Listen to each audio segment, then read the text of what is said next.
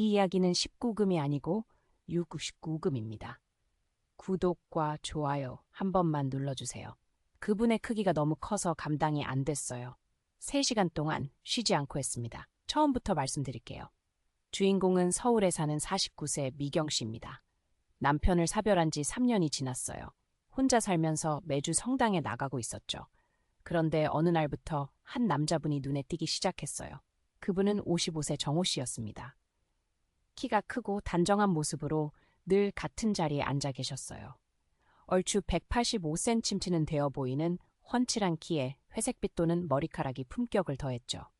정갈하게 다림질된 셔츠와 깔끔한 정장 바지, 그리고 항상 깨끗해 닦인 구두를 신고 계셨어요.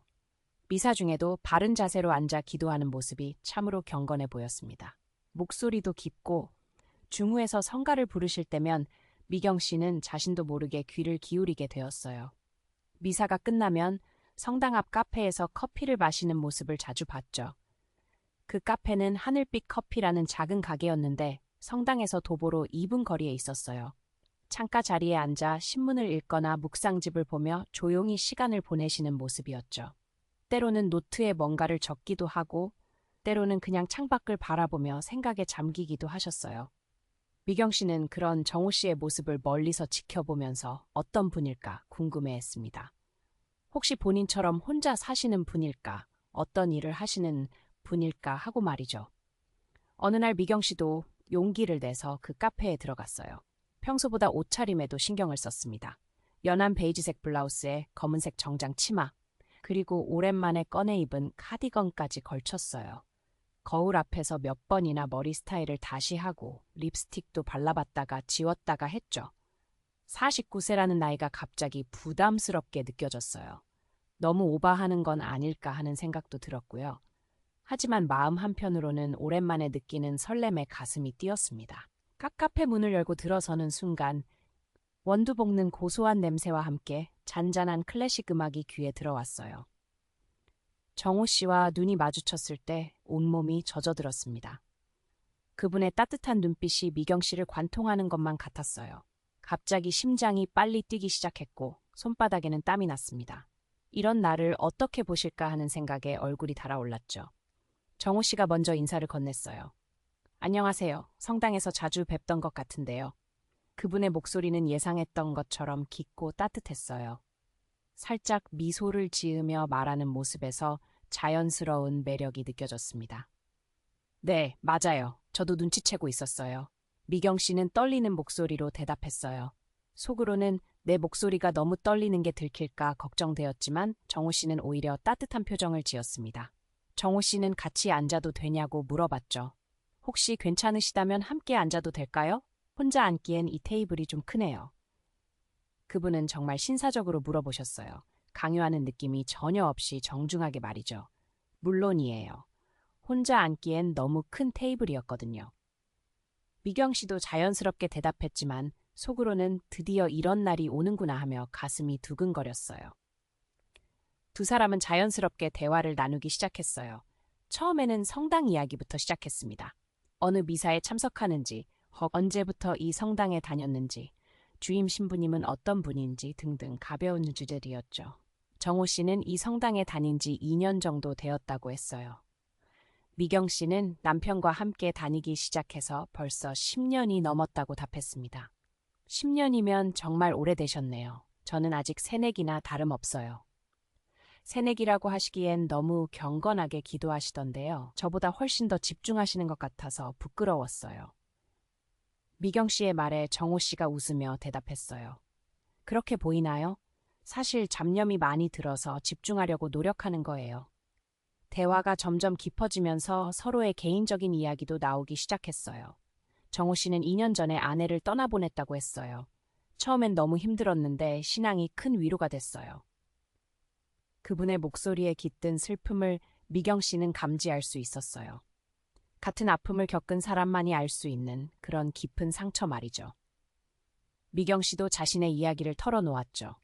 저도 혼자가 되고 나서야 하느님께 더 가까워진 것 같아요. 3년 전 남편을 잃은 후에 공허함, 혼자 남겨진 두려움, 그리고 점차 평안을 찾아가는 과정에 대해 이야기했어요. 정호 씨는 미경 씨의 말에 깊이 공감했어요. 같은 아픔을 겪으신 분을 만나니 마음이 편해지네요. 그분의 눈빛에는 진정한 이해와 공감이 담겨 있었어요. 말로 다 표현할 수 없는 그 깊은 슬픔을 서로가 이해할 수 있다는 것, 그것만으로도 큰 위안이 되었습니다. 두 사람은 서로의 마음을 이해할 수 있었어요. 커피 한 잔으로 시작한 대화가 2시간째 이어졌죠. 미경 씨는 아메리카노를, 정우 씨는 카페라테를 주문했는데 어느새 컵이 비어 있었어요. 카페 사장님이 더 드시겠어요? 하고 물어볼 정도로 오래 앉아 있었죠. 이야기 주제는 신앙에서 시작해서 일상생활, 취미, 그리고 인생관까지 확장되었어요. 정우 씨는 건축 설계 일을 하신다고 했어요. 30년 넘게 이 일을 해오면서 많은 건물들을 설계했지만 가장 보람을 느낄 때는 사람들이 그 공간에서 행복해할 때라고 하셨어요. 미경 씨는 중학교에서 국어를 가르치고 있다고 했어요. 아이들과 함께하는 시간이 즐겁지만 요즘 아이들은 예전과 많이 달라서 적응하기가 쉽지 않다고 털어놓았죠. 선생님이셨구나요? 말씀하시는 걸 보니 정말 선생님 같으세요? 어떤 면에서요? 차분하고 따뜻하게 말씀하시는 게요. 학생들이 좋아할 것 같아요. 정호 씨의 칭찬에 미경 씨는 얼굴이 빨갛게 달아올랐어요. 정호 씨가 벽에 밀어붙였을 때 제 안에서 뭔가 터질 것 같았어요. 시간 가는 줄 모르고 이야기를 나눴어요. 해가 지고 있는 것도 모를 정도로 두 사람은 대화에 몰입했습니다.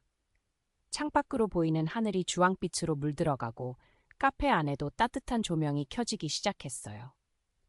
다음 주에도 미사 후에 커피 한 잔 어떠세요? 정우 씨가 조심스럽게 제안했어요. 그분의 목소리에는 기대감과 동시에 거절당할 수도 있다는 불안감이 섞여 있었어요.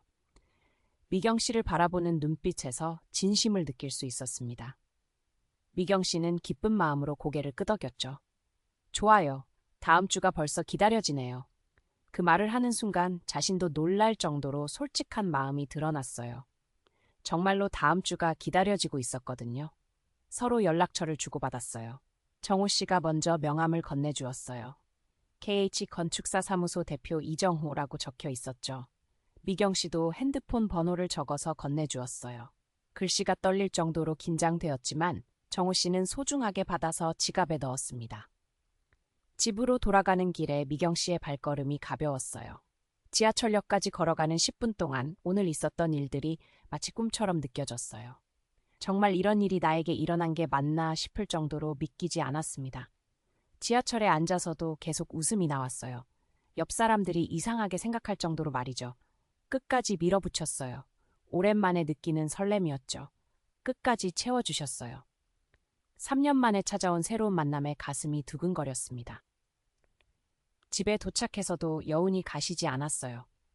거울을 보며 오늘 내 모습이 어땠을까 하고 생각해봤어요. 너무 들뜬 모습을 보이지는 않았을까? 나이에 맞지 않게 설레는 모습이 우스꽝스럽지는 않았을까 하는 걱정도 들었지만 전체적으로는 좋은 만남이라는 생각이 들었어요.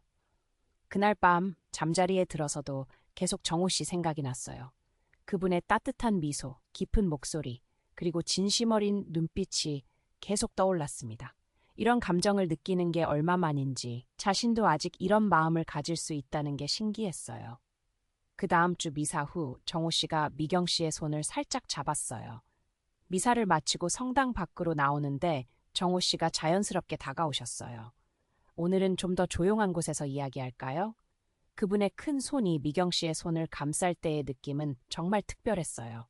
미경 씨는 얼굴이 빨갛게 달아올랐죠. 정호 씨의 큰 손에 감싸인 자신의 손이 떨리고 있었어요. 그분의 손은 따뜻하고 부드러웠지만 동시에 튼튼하고 믿음직했어요. 건축일을 하셔서 그런지 약간의 굳은 살이 있었지만 그것마저도 남자다운 매력으로 느껴졌습니다. 어디든 좋아요.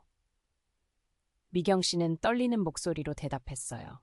사실 어디로 가자고 하시든 따라갈 마음의 준비가 되어 있었어요. 두 사람은 성당 뒤편 작은 공원으로 걸었어요. 그 공원은 성당 신부님들이 산책하시기도 하고 성당 행사가 있을 때 사용하는 작은 정원 같은 곳이었어요.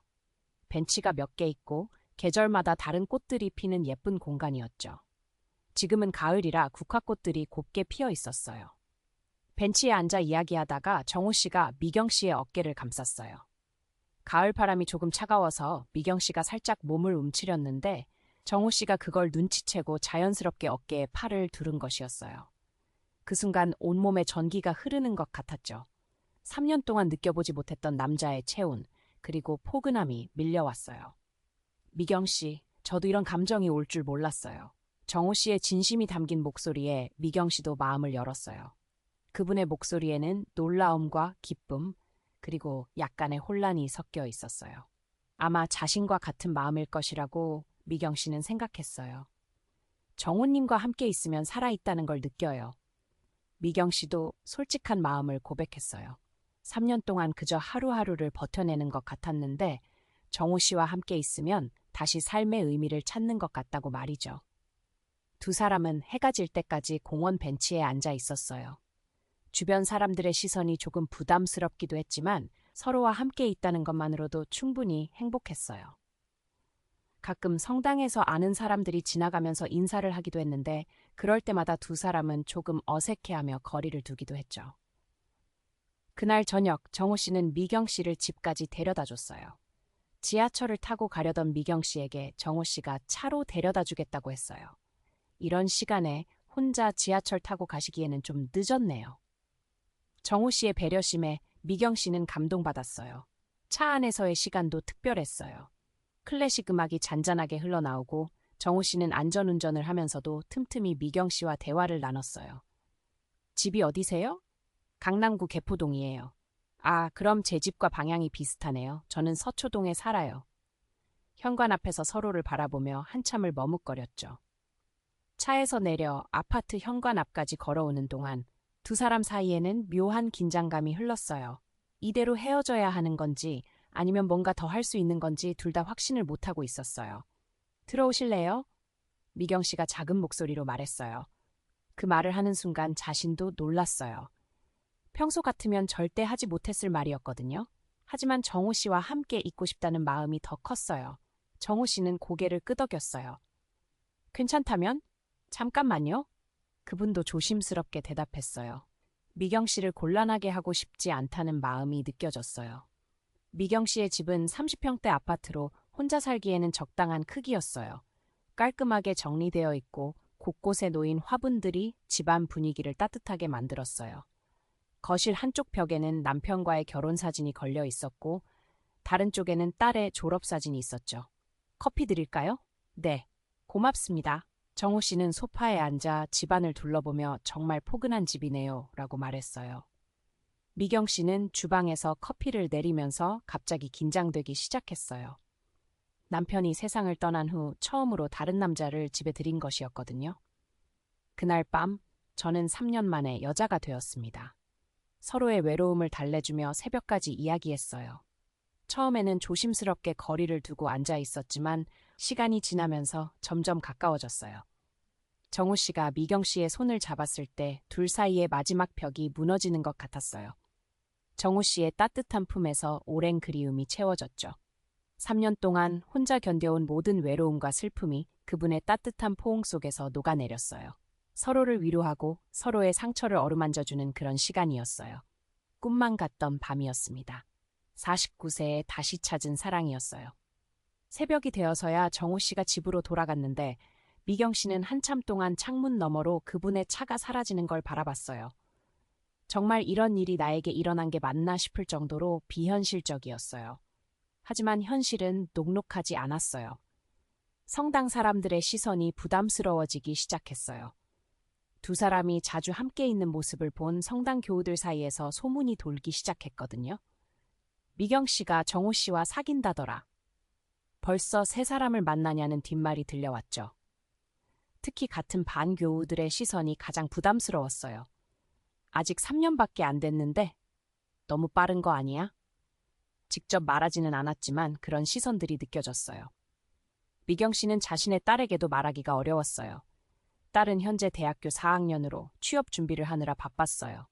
가끔 집에 와서 밥을 먹을 때도 있었는데 그럴 때마다 정호 씨 이야기를 꺼내기가 쉽지 않았어요. 엄마가 이래도 되나 하는 죄책감이 밀려왔죠. 정호 씨도 마찬가지로 고민이 많았어요. 그분에게도 대학생인 아들이 하나 있었거든요. 아직 아버지의 재혼이나 새로운 관계에 대해서는 말해보지 못한 상태였어요. 우리가 너무 성급했나요? 둘 다 혼란스러운 마음이었어요. 어느 날 미경 씨는 딸과 솔직한 대화를 나눴어요. 엄마, 요즘 뭔가 달라 보이세요. 어떻게? 표정이 밝아졌다고 해야 하나? 예전보다 웃음이 많아진 것 같아요. 딸의 말에 미경 씨는 용기를 내어 정호 씨 이야기를 꺼냈어요. 사실 성당에서 좋은 분을 만났단다. 딸은 처음에는 놀라는 표정을 지었지만 이내 이해한다는 표정으로 바뀌었어요. 엄마도 행복하실 권리가 있죠. 아빠도 엄마가 혼자 사는 걸 원하지 않으실 거예요. 딸의 따뜻한 말에 미경 씨는 눈물이 났어요. 정호 씨도 비슷한 시기에 아들과 대화를 나눴다고 했어요. 처음에는 아들이 좀 당황스러워했지만 결국에는 아버지의 행복을 지지한다고 말해줬다고 하더라고요. 아버지가 혼자 지내시는 걸 보는 게 더 마음 아팠어요. 라고 아들이 말했다고 전해주었어요. 6개월이 흘렀습니다. 미경 씨와 정호 씨는 여전히 만나고 있어요. 주변의 시선보다는 서로의 마음이 더 중요하다는 걸 깨달았죠. 처음에는 눈치를 보며 조심스럽게 만났지만 이제는 좀 더 당당해졌어요. 나이는 그냥 숫자일 뿐이에요. 정호 씨가 미경 씨에게 말했어요. 우리에게도 행복할 권리가 있잖아요. 그분의 말이 맞았어요. 49세든 55세든 사랑하고 행복할 권리는 누구에게나 있는 거니까요. 두 사람은 이제 여행도 함께 다니고 서로의 친구들에게도 소개를 했어요. 정호 씨의 건축사무소 동료들과 저녁 식사를 함께 하기도 하고 미경 씨의 동료 선생님들과 만나기도 했어요. 처음에는 어색했지만 점점 자연스러워졌죠. 성당에서도 이제는 공개적으로 함께 앉아요. 미사 후에는 당연하다는 듯이 함께 커피를 마시고 성당 행사에도 함께 참여해요. 처음에는 수군거리던 사람들도 이제는 자연스럽게 받아들이는 분위기예요. 지금도 매주 성당에서 만나 함께 기도하고 있어요. 하느님께서 둘을 만나게 해주신 것 같다고 믿고 있죠. 정말로 그런 것 같아요. 이런 나이에 이런 만남이 있다는 것 자체가 기적 같으니까요. 최근엔 두 사람이 결혼까지 생각하고 있다는 소문도 들려요. 아직 확실하게 정하지는 않았지만 서로에 대한 마음은 확실해졌거든요. 평생을 함께 하고 싶다는 생각을 하고 있어요. 49세에 시작된 새로운 사랑 이야기였습니다. 여러분도 언제든 새로운 시작을 할 수 있어요. 나이는 정말 숫자에 불과해요. 마음이 열려 있고 사랑할 준비가 되어 있다면 언제든 새로운 인연을 만날 수 있습니다. 구독과 좋아요 한 번만 눌러주시면 더 많은 이야기로 찾아뵙겠습니다.